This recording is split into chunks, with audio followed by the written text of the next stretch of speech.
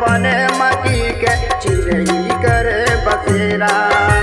चिरई करे बसेरा उदाई चिरई करे बसेरा। एक आया मोर बन माटी के चिरई करे बसेरा। चिरई करे बसेरा उदाई चिरई करे बसेरा।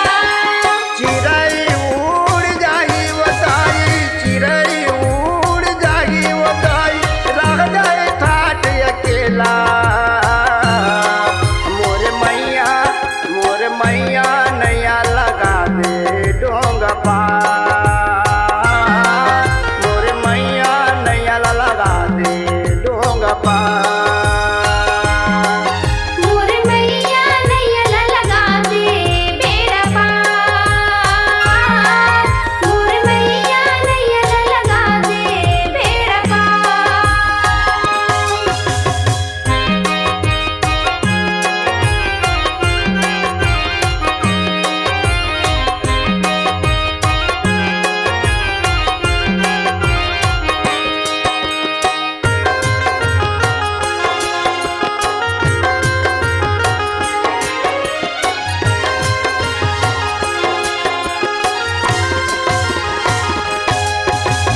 आला जरे मोर बन कक लकड़ी चुंदी जरे बन घास।